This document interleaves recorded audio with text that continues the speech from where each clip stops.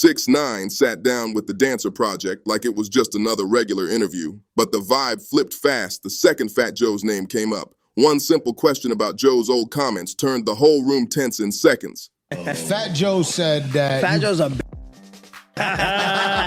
Lean back. We've been leaning back for 20 years, man. Like... He said you crowned yourself the rat leader and you wrote the 48 Laws of Snitching. The host brought up what Fat Joe had been saying about him for years, and you could literally see 6ix9ine's energy change on camera. One moment he was relaxed, the next he looked ready for war. Locked in, no jokes, no smiles. He didn't hold back at all. He called Joe out right there, no filter, no soft talk, just straight shots with details to back it up. Every sentence sounded personal, like this wasn't just rap talk. This was years of built-up frustration finally spilling out. Before you even process what 6ix9ine is saying now, you gotta rewind and understand Joe's side of the history, because this back and forth didn't start today. Fat Joe been speaking on his name since around 2020, maybe even earlier, and he never really let it die down. Interview after interview, Joe kept bringing up 6ix9ine, dragging his name like it was a favorite topic. For sure. How did you feel after warning Tekashi? Because I saw it when you sat with him. And I was like, Joe is trying to put him on right now, and I'm gonna just be honest with you. Damn, you went there? Yeah, I went there. This is a sucker. He's a sucker. Talk, let me get, yo. Okay. Pop another bottle, man. No, I ain't drink. I'm dead It's sober. crazy. Talk that talk, man. Yeah. No, I'm dead sober. This dude here, this type of shit, this doing, I'm convinced he wanna die. I don't wish it on him or nothing like that, but I'm convinced. One of the main times that stuck with fans was on Math Hoffa's show, where Fat Joe went in on him, disrespecting him on camera and calling him all types of things. And the wild part is, it didn't stop there. Just last month, he spun the block on the same story again like it was fresh drama. Instead of moving on with life, he doubled down like he still had something to prove about this situation. Let's be honest, when folks talk about rats in modern hip-hop, 6ix9ine's name always gets thrown in the mix instantly. Whether you mention old names like Alpo or anybody else, nobody in this generation has carried that label louder than Tekashi did. His case turned into one of the biggest talking points in rap history, and he became the face of betrayal in a lot of people's minds.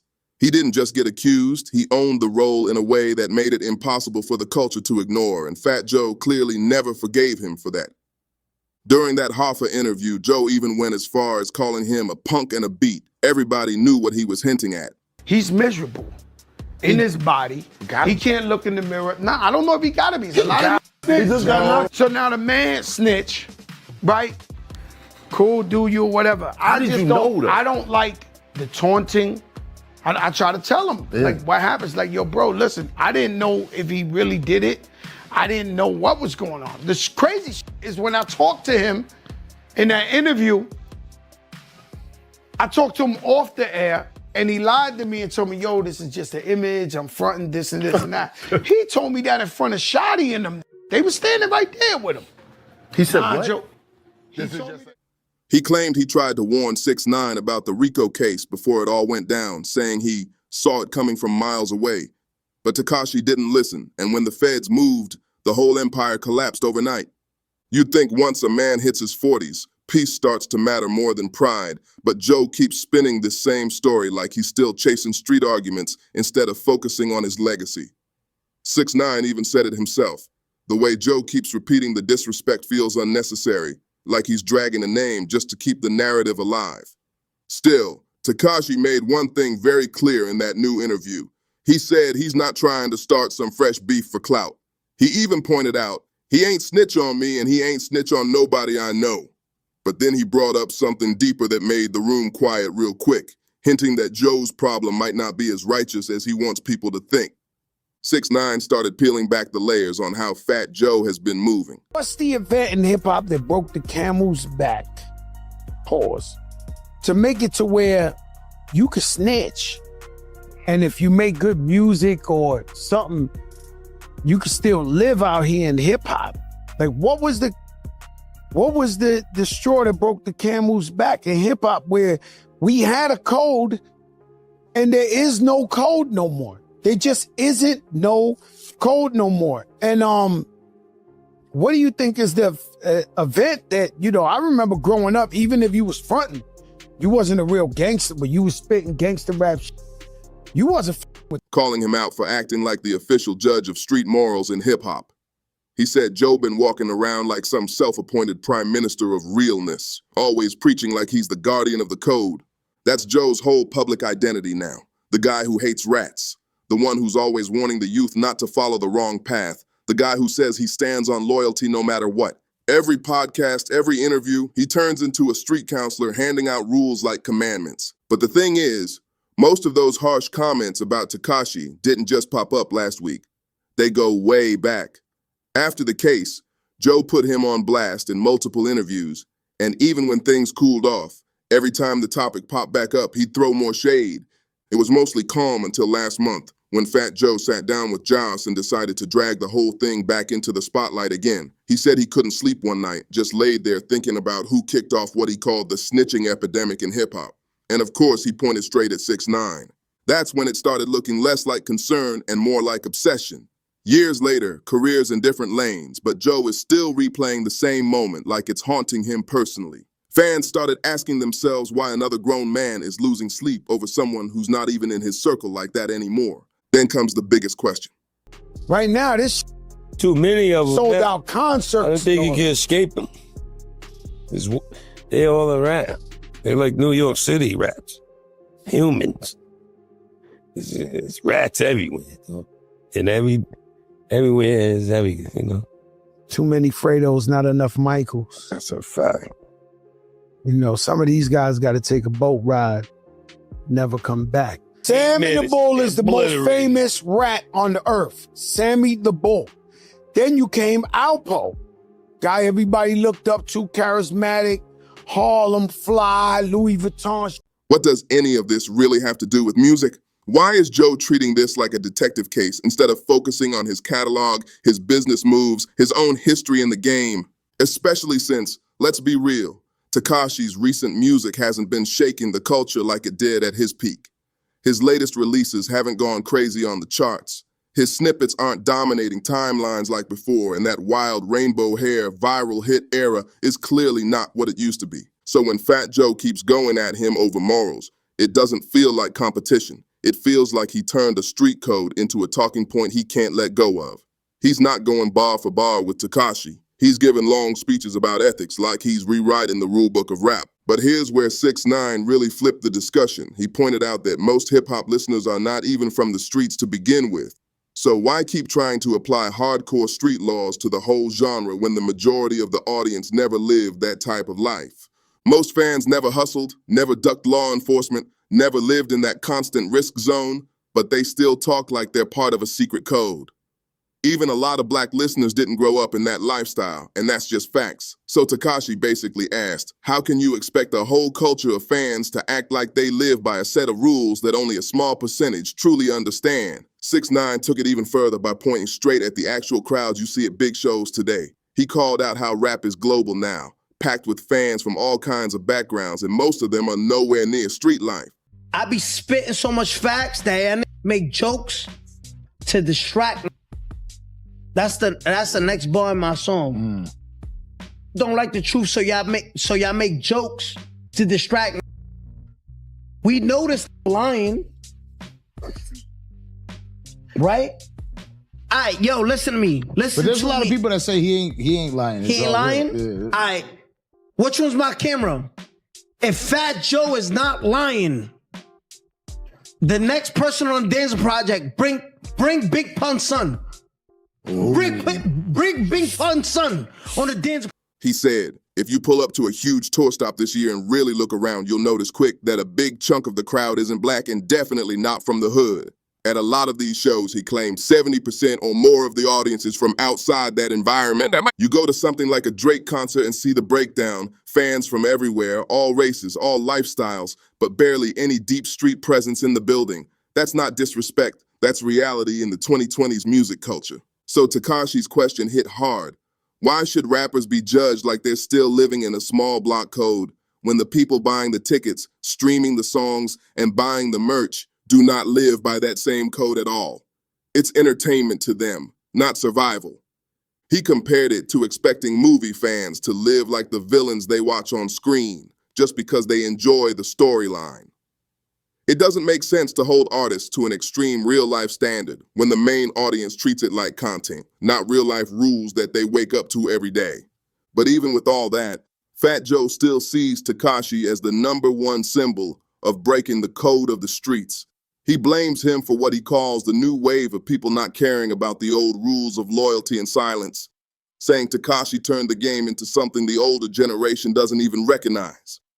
The twist is, when 6ix9ine finally decided to fire back for real, he didn't do what people expected. And so we find ourselves in situations like Liza Rios has with Joe Cartagena, Fat Joe, where, you know, you got to file a lawsuit to figure out what actually happened and to find out where is the money.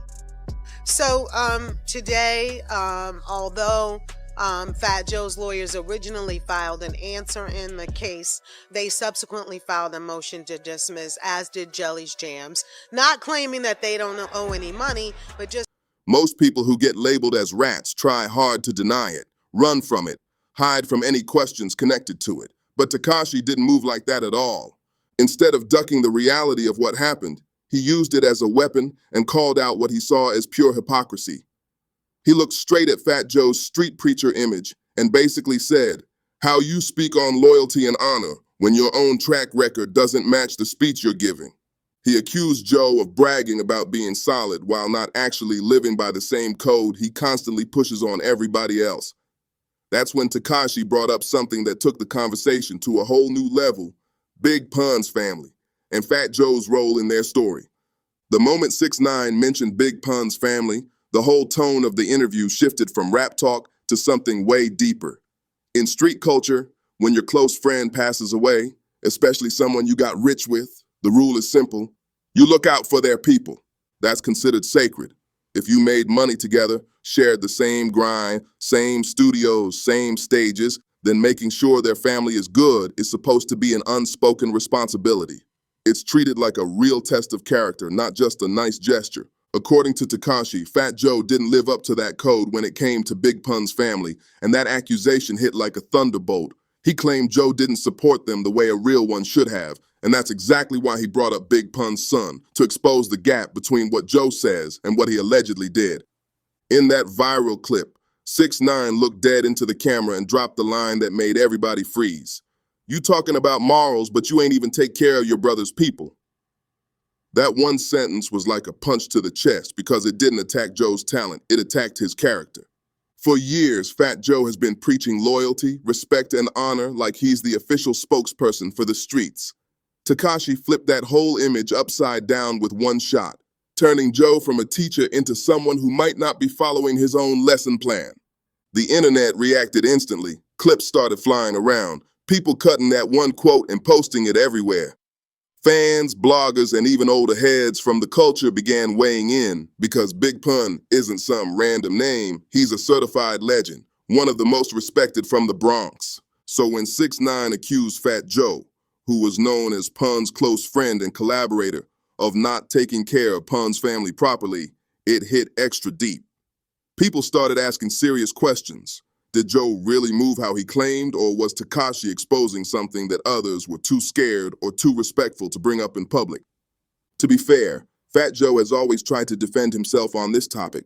He said multiple times that he's honored Big Pun's legacy, shouted him out, and kept his name alive whenever he could. But the reality is, the internet isn't patient with long explanations. Once there's a dramatic accusation, people want receipts fast. What Tekashi did in that moment wasn't just throw random dirt. He took the entire rat conversation and spun it on its head, asking who in the game is really living by the values they yell about. He turned the spotlight away from his past and aimed it straight at Fat Joe's reputation. Once 6ix9ine dropped that line about Big Pun's family, social media turned into a full investigation squad overnight. Fans started digging through old interviews, podcasts, and clips where Pun's widow and son spoke about their situation after his death. People pulled up moments where Pun's family claimed they didn't receive everything they were supposed to, and suddenly Tekashi's words didn't sound like random shade anymore. It started to feel like he was pressing on a wound that had already been exposed before, just ignored by a lot of people. Comment sections on YouTube turned into mini documentaries, with fans breaking down timelines, contracts, and statements. Some said Tekashi was finally bringing mainstream attention to something that had been whispered in the background of the industry for years. Meanwhile, Fat Joe tried to keep things calm and respectful, insisting he's always shown love and respect for Big Pun's name and legacy. He talked about honoring him, speaking highly of him, and keeping his music alive in the culture. But Tekashi wasn't impressed with speeches. 6ix9ine fired back with a simple but sharp idea. Respect is not just words, it's action. If you claim to be a man of morals, then people expect to see that in how you treat the families of the people you called brothers. That line cut deep because it turned Joe's own moral branding into something that could be questioned. Then Tekashi threw another heavy shot. He said Fat Joe been acting like the judge of the streets, deciding who's real and who's fake when he's not even clean himself. That's when the debate jumped from personal beef into a bigger question about who really has the right to call themselves the gatekeeper of realness in hip-hop. Love him or hate him, Tekashi hit a nerve with that angle. For the first time, the one labeled as a rat made the so-called real one look like he might have things he doesn't want fully examined. It was a moment the culture wasn't ready for because it challenged the usual roles everyone was used to. For years, there have been whispers that Fat Joe allegedly kept money that was supposed to go to Big Pun's family. The story floating around is that Pun's music kept making revenue, but his wife and kids weren't seeing the amount they believed they were owed. Fat Joe once went on record saying he gave the family $1 million, but Pun's wife publicly fired back saying she never saw that money. Things got so serious that she even filed a lawsuit against him, and reports say that case either landed in her favor or got wrapped in complicated legal knots. Either way, the accusations were loud enough that when Tekashi brought them up again, fans couldn't just ignore it. If any of that is true, it raises a dark question. How can someone who preaches loyalty and brotherhood be accused of cutting out the family of a fallen friend? Once those old claims about royalties and missing money resurfaced again, the whole situation stopped feeling like just another rap argument.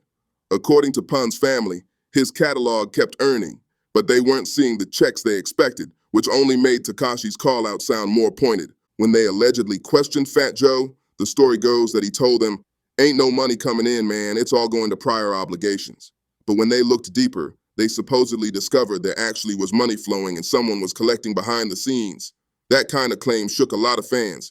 If any part of that is real, then the conversation changes from snitching to something way more personal. Not handling business with a man's widow and kids. Telling on criminals is one kind of violation in street eyes, but allegedly not making sure your brother's family is good feels like another level of betrayal altogether. Tekashi didn't just poke at drama, he made the culture ask a heavy question. Who's really the villain here? Is it the guy who told on people in his own crew, or the one being accused of not taking proper care of a fallen friend's family while still preaching loyalty to the world? That's why his words rattled so many people. He didn't try to rewrite what he did. He used it as a mirror to expose possible double standards around him. He basically told hip-hop, if being real is all about loyalty and standing on morals, then a lot of folks need to look in the mirror before pointing fingers. Fans started looking at Fat Joe differently, even if they still respected his catalog and history in the game.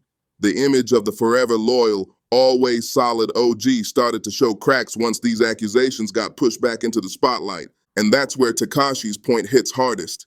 Maybe hip-hop's idea of real hasn't always been as real as people pretend. Maybe some of the loudest voices preaching codes are the same ones failing those codes behind the scenes. That's a conversation that makes a lot of people uncomfortable. At the end of the day, this whole clash between 6ix9ine and Fat Joe is bigger than one argument or one interview clip. It exposes how the culture sometimes picks villains and heroes based on emotion, not full truth. It shows how loyalty talk can be used as a weapon, even when the person swinging it might not be living up to their own standards. So now the question hangs in the air. Did 6ix9ine actually have a point about Fat Joe's integrity being shaky, at least in this area? Because if even a piece of what he said lines up with reality, then the way we define real in hip-hop might need a serious reset.